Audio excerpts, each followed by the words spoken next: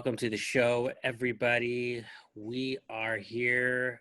Everyone at Pod and Deliver wishes you a happy May Day, May 23rd in our time. But Jacob, let me ask you first, how is Yes. your present state of mind on Dude, this day, close, um, close to the end?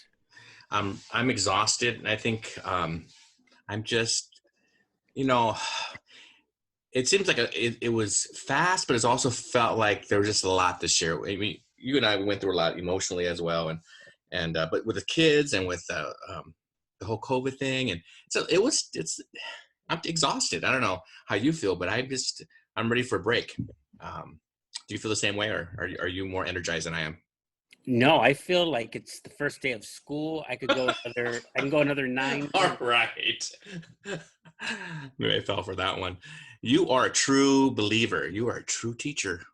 We're lucky to have you in the education system, Ruben. There's a real great learning. I'm still learning, and Sure, sure. um, I will say this because we are going to talk about our final now.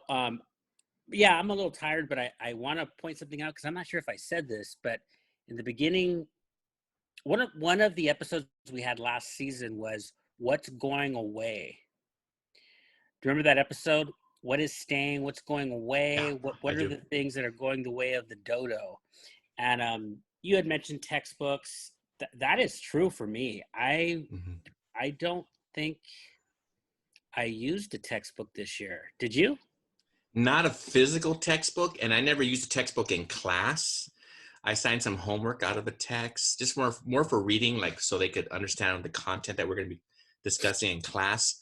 But I don't think I ever saw a textbook per se in the classroom. But yeah, and if the kids had them, they had them digital. Like I said, I would mostly assign it a little reading for homework.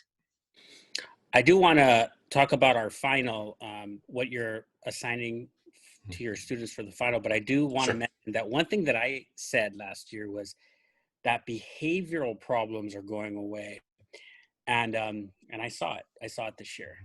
They went away from me, and I don't. I'm not saying that students stopped exhibiting poor behaviors. That will always, I guess, happen, but Sure. I didn't feel them very much at all at the end. Like right now, I don't see them or feel them because I think I'm asking much better questions of my students and of myself.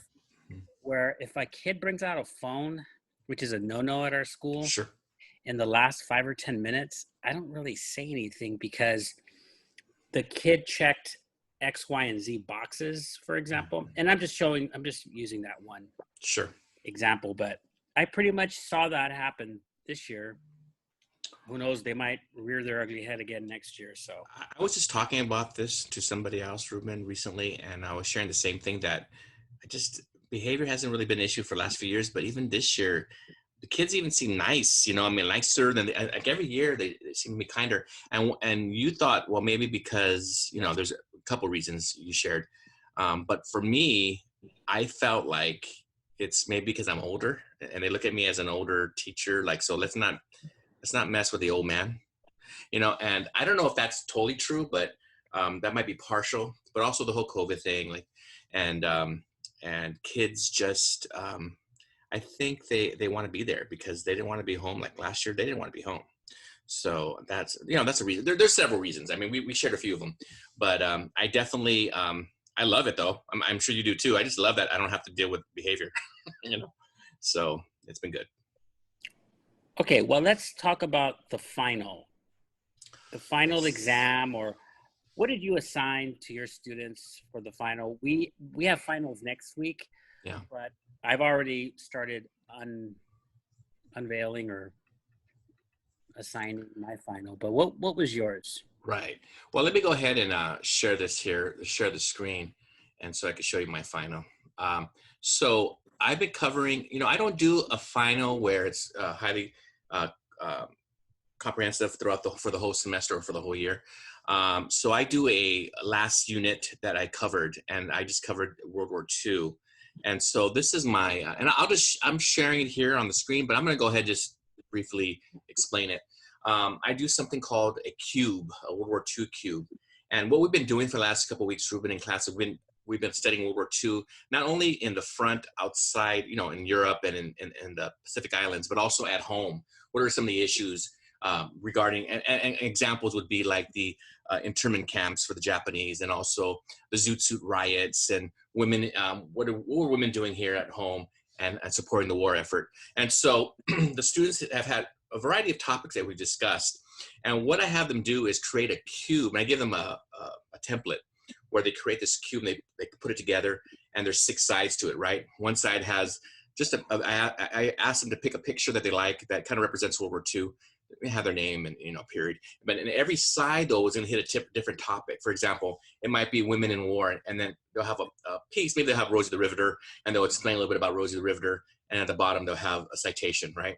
And then of course another side might be the Battle of the Bulge, because we spent a little time talking about that battle. It's hard to talk about the whole war, but we picked a couple of battles and we discussed those. So so it's a 30-point, for my class, it's a 30-point assignment where I give them like 5 points per side.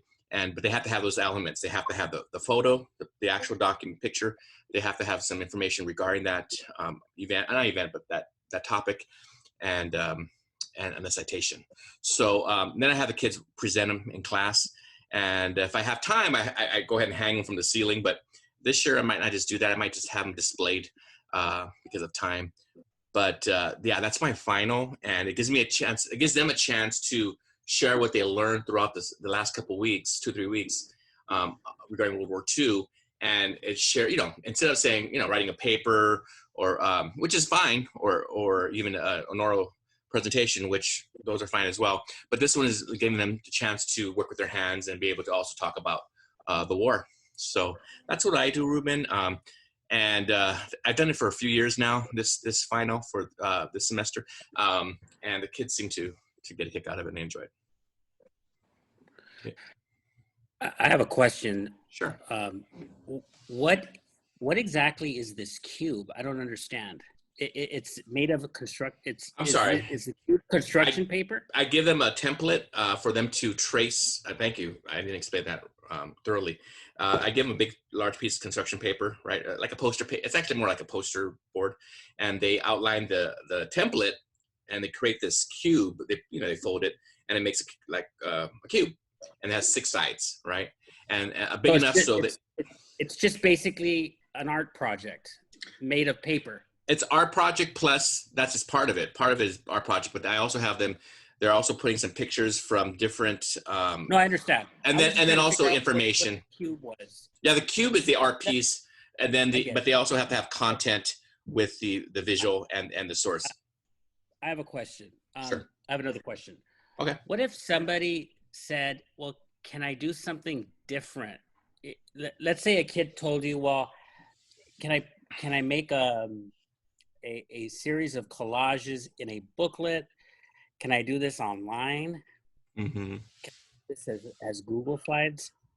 Is that possible?" I've actually had kids ask me if they could do it for slides or like a PowerPoint, more Google Slides, but I have had in the past PowerPoint, and I've said, great, as long as you have those 6 slides. Well, yeah, those 6 slides and the content that I'm looking for, and they've done it, and they've done a great job. So I don't promote it, but then on the day of, I'll say, oh, look at this young man did a PowerPoint, which is fine. I'm great with that.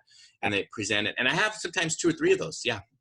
We had this similar discussion last year where Mm-hmm. you had people going up with some kind of construction paper. And I recommended Mm-hmm. that you allow people to do that, because some students need that practice anyway with the Google Slides.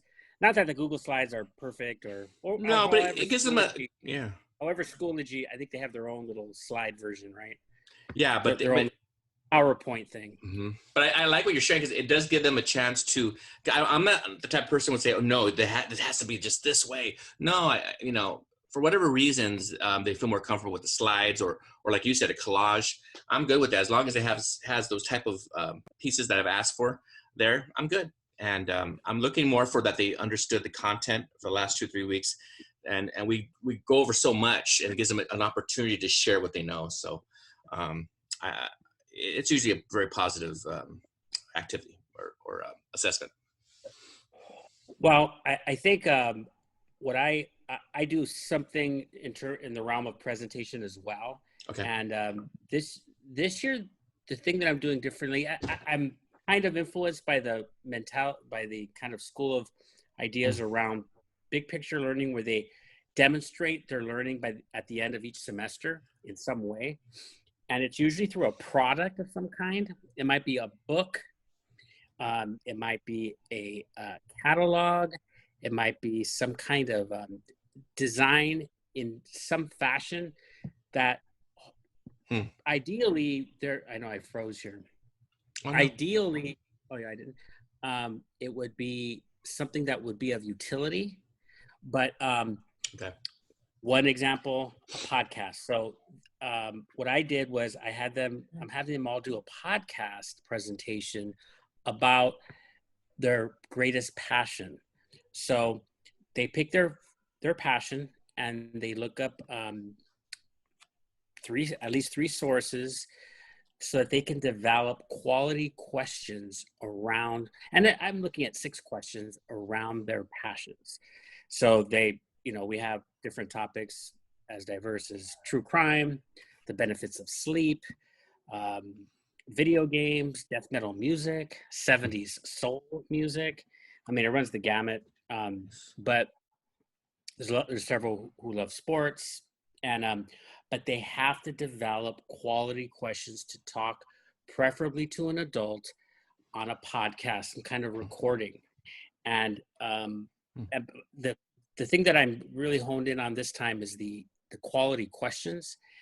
Some of them took up to a full school week to develop those, because these aren't just basic questions. What's your favorite video game? They had to go deeper than that. Controversies surrounding video games. Some of them really struggle with creating questions, so we worked on that. And then with that episode, 12-minute episode on a podcast, from there, now this is where I was influenced by the Hamilton book. They are to write an essay on their passion from those sources, create an annotated bibliography, and write an essay from that, because now they are focused on something they care about, not on something I care about. So there's more buy-in. This is something that Hamilton did.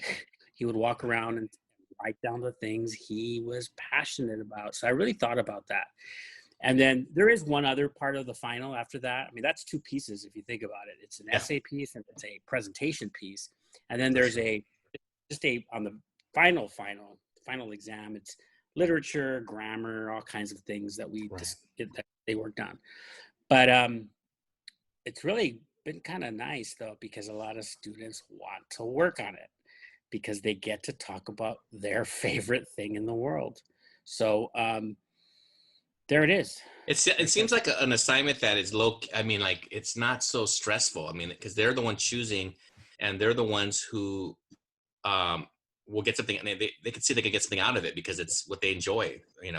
So I like that, because and you're giving them that at the end. So that's something I'm sure they're very grateful to you for. That's great. It's true, and it's something that you're right. Low stress. Takes work. Sure. They're learning something. And I think the big learning curve was the creation of questions around the source material. That took some struggle for some of them, because it is important to ask a quality question. You get more out of your questions that are better than to just leave them basic. And so it's been, well, I don't know. We're still going through it, so I'll have a better idea of how it went next week. But, well, this was the final. This was the final exam that we're handing out. But This is also the final episode of the season. This one felt kind of long, but we got through it. Are we coming back, Ruben? Let me get back to you on that. No. Why not? Why not? We'll come back again, you guys. Let us know. Oh. We have a couple of interesting guests coming up that we've already lined up. A couple of, I think, fascinating topics too. And we have some good things happening. So stay tuned, and we'll be back, everybody. Thank you for joining us. Thank you for subscribing and tuning Yes. in. And we'll catch you next time. Bye-bye. Bye-bye.